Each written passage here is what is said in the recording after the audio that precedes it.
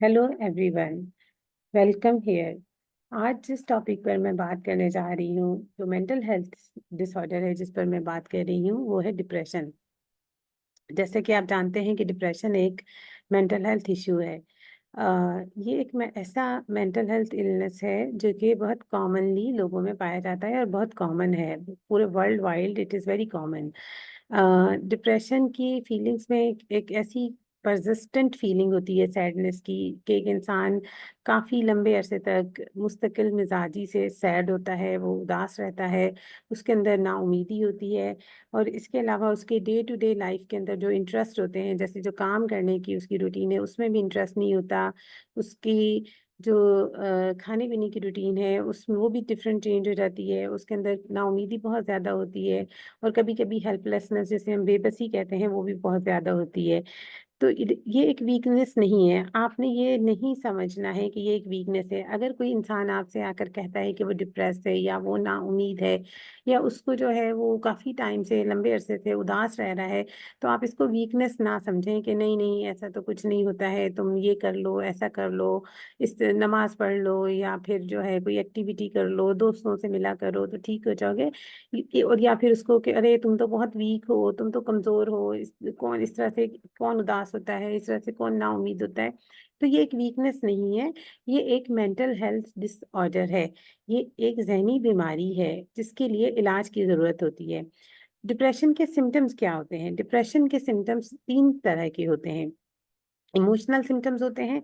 Emotional symptoms में मुस्तकिल तौर पर एक इंसान जो है वो उदासी महसूस करता है, उसके अंदर एक खालीपन होता है और उसको होपलेसनेस होती है, जिसे हम कहते हैं कि नाउमीदी होती है।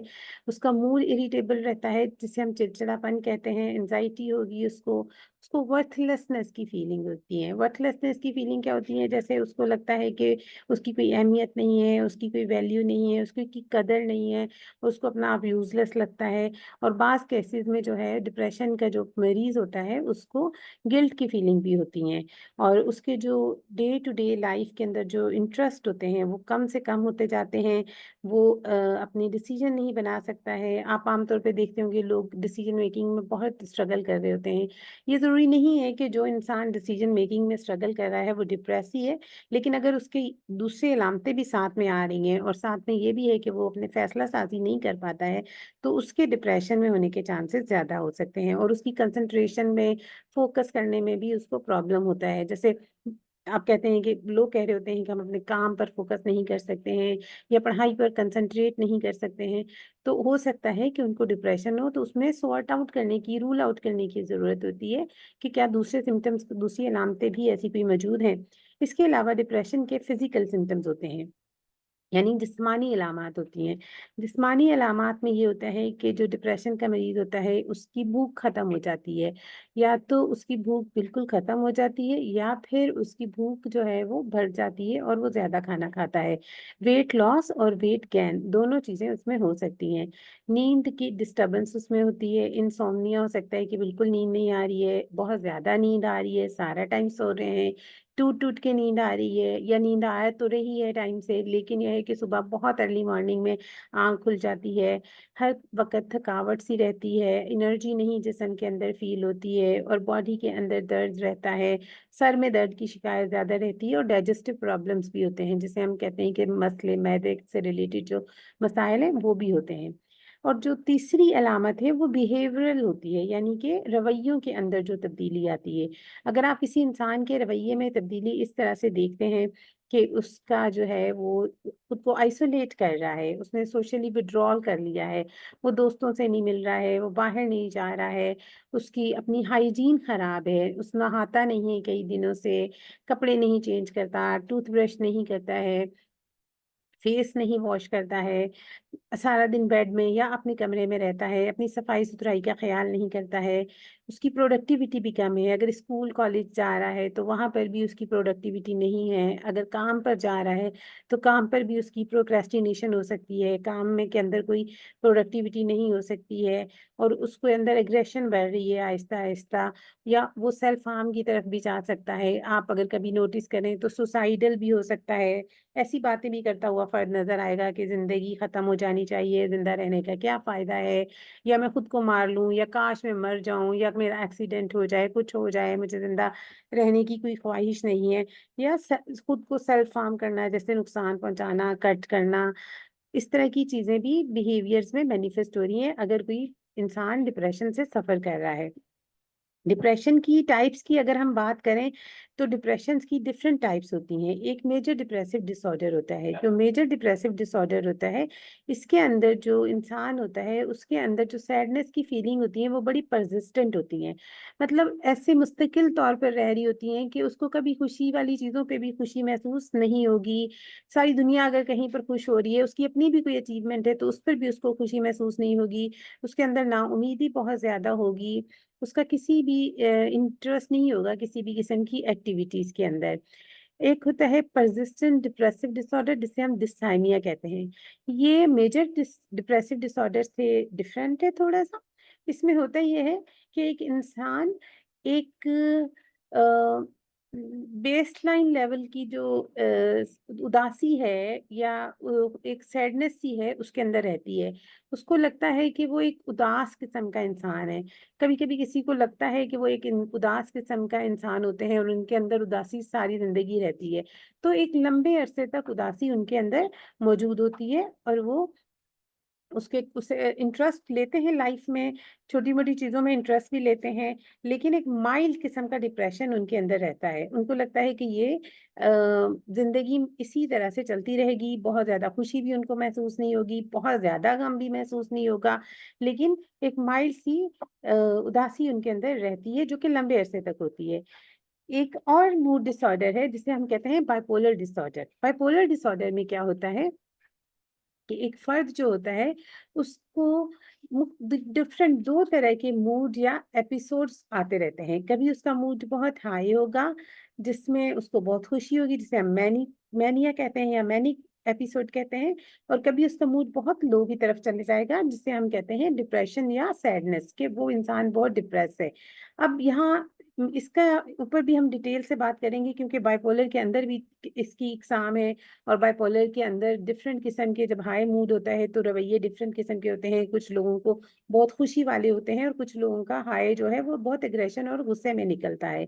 और इसी तरह से जब लो डिप आता है तो लो डिप में वो डिप्रेशन में चले जाते हैं या उनका मूड सैड होता है। और फिर ये इसकी जो टाइम लाइन है वो भी डिफरेंट होती है हर किसी इंसान के साथ, तो वो वेरी करती है। तो मैं किसी और वीडियो में बाइपोलर डिसऑर्डर पर डिटेल में बात करूंगी। Another kind of depression is, जिसे हम एसएडी भी कहते हैं, सीजनल अफेक्टिव डिसऑर्डर। ये ज्यादातर सर्दियों के मौसम में होता है और ये उन लोगों को महसूस होता है जो लोग ज्यादातर या तो ठंडे इलाकों में रहते हैं या फिर इवन गर्म इलाकों में भी रहते हैं। लेकिन जब सर्दियों का मौसम आता है, जब विंटर आता है, तो उनका मूड जो है वो सैड हो जाता है और वो उदास रहने लगते हैं। जैसे ही मौसम चेंज होता है उनके मूड में बेहतरी आना शुरू हो जाती है। Another form of depression is postpartum depression. ये डिप्रेशन किसी भी औरत को चाइल्ड बर्थ के बाद होता है और वो इसको बच्चे की पैदाइश के बाद इसको एक्सपीरियंस करती है और ट्रीटमेंट से ये ठीक हो जाता है। अगर हम देखें ट्रीटमेंट ऑप्शंस की तरफ तो डिप्रेशन के लिए डिफरेंट टाइप्स के ट्रीटमेंट ऑप्शंस मौजूद हैं। थेरेपी वन ऑफ देम, यानी कि साइकोथेरेपी जिसे हम कहते हैं, काउंसलिंग, किसी थेरेपिस्ट के साथ जाके बातचीत करना, जिसमें कॉग्निटिव बिहेवियरल थेरेपी यानी कि CBT is very important. CBT से होता यह है कि एक डिप्रेस इंसान जो होता है उसकी थॉट पैटर्न्स को चेंज किया जाता है। जब उसकी थॉट्स चेंज होती हैं तो उनसे रिलेटेड उसकी फीलिंग्स चेंज होती हैं और फीलिंग्स से फिर उसके बिहेवियर्स में चेंज आता है। इसके अलावा भी डिफरेंट टाइप्स की थेरेपीज यूज होती हैं डिप्रेशन को ट्रीट करने के लिए, लेकिन सीबीटी जो है वो सबसे ज़्यादा एविडेंस बेस्ड प्रैक्टिस मानी जाती है डिप्रेशन को ट्रीट करने के लिए, क्योंकि इसमें नेगेटिव थॉट्स को एड्रेस किया जाता है। और उसकी वजह यह है कि जब एक इंसान डिप्रेस होता है तो उसकी जो थॉट पैटर्न्स होते हैं वो बहुत नेगेटिव होते हैं और इरेशनल होते हैं, तो उनको एड्रेस किया जाता है। Another type of treatment is medication, यानी आप किसी साइकेट्रिस्ट के पास जाएं, साइकेट्रिस्ट आपको एंटी डिप्रेसेंट लिख कर देंगे, आप एंटी डिप्रेसेंट मेडिसिन लेंगे जो आपके ब्रेन के अंदर जो केमिकल है उसको रेगुलेट करेगा, जिससे आपकी फीलिंग्स बेटर होना शुरू हो जाएंगी और आप डिप्रेशन से बाहर निकल सकते हैं। एक और तरीका भी है जिसे लाइफस्टाइल चेंज कहते हैं, जैसे कि आप रेगुलर एक्सरसाइज करें, हेल्दी डाइट लें, अपनी सफिशिएंट स्लीप लें। और सफिशिएंट, अब आप कहेंगे कि डिप्रेशन है तो सफिशिएंट स्लीप हम कैसे लें? उसके लिए आप कुछ होलिस्टिक टाइप का आप ट्रीटमेंट भी ले सकते हैं, हर्बल चीज़ें भी इस्तेमाल कर सकते हैं नींद के लिए, स्ट्रेस मैनेजमेंट के लिए स्ट्रेस मैनेजमेंट की एक्टिविटीज़ कर सकते हैं, टेक्निक्स कर सकते हैं, जिससे आपको ओवरऑल अपना मूड जो है वो बेहतर महसूस होगा। और इसके अलावा जो चीज़ आप कर सकते हैं वो सपोर्ट ग्रुप से हेल्प ले सकते हैं, यानी ऐसे ग्रुप, ऐसी मीटिंग्स ज्वाइन करें जहाँ पर वो लोग बैठकर ग्रुप्स करते हैं जो डिप्रेशन में हैं या डिप्रेशन से गुजर चुके हैं, तो वो सपोर्ट ग्रुप भी आपको हेल्प करते हैं। एक बात याद रखें, डिप्रेशन के अंदर जब आप हेल्प सीख करते हैं या मदद लेते हैं, तो ये साइन है स्ट्रेंथ का, ये साइन है हिम्मत का, ये साइन है ताकत का। इसका मतलब ये नहीं है कि आप कमज़ोर हैं या आप वीक हैं। तो जब भी कोई स्ट्रगल आप अपने इर्द-गिर्द देखते हैं कि कोई डिप्रेशन से स्ट्रगल कर रहा है, और किसी के अंदर इस किस्म की अलामात हैं, तो आप उनको गाइड कर सकते हैं, आप उनको सही तरह से गाइड कर सकते हैं कि वो किस किस्म की हेल्प लेना चाहते हैं, किस किस्म की हेल्प मौजूद है और वो कहाँ जाकर मदद ले सकते हैं।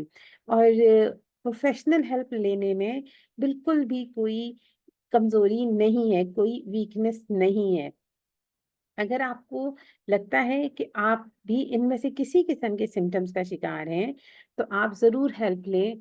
और अगर आपको लगता है कि आपके इर्द-गिर्द जो मौजूद लोग हैं, उनमें से कोई इसमें इस मेंटल हेल्थ इश्यू जो है, इसके अंदर मुब्तला है, तो उसे आप ज़रूर रेफ़र करें। आप कहीं और रेफ़र नहीं कर सकते, आप एटलीस्ट ये वीडियो शेयर कर सकते हैं, ताकि वो लोग ये देखें और आइडेंटिफ़ाई करें, अपने अंदर शनाख्त करें, क्या कहीं वो तो इस मेंटल हेल्थ इश्यू जो इसको हम डिप्रेशन कहते हैं, उसमें से तो नहीं गुज़र रहे हैं। अगर गुज़र रहे हैं, तो वो प्रोफ़ेशनल हेल्प ज़रूर लें, क्योंकि अगर डिप्रेशन को ट्रीट ना किया जाए, तो होता क्या है? क्योंकि बहुत सारे लोग सुसाइड कर लेते हैं, बहुत सारे लोगों का डिप्रेशन जो होता है, वो गुस्से की फ़ॉर्म में निकलता रहता है और वो ना सिर्फ़ अपने लिए नुकसानदेह होता है, बल्कि वो अपनी सोसाइटी, अपने घर वालों के लिए भी नुकसान का बायस बनते हैं।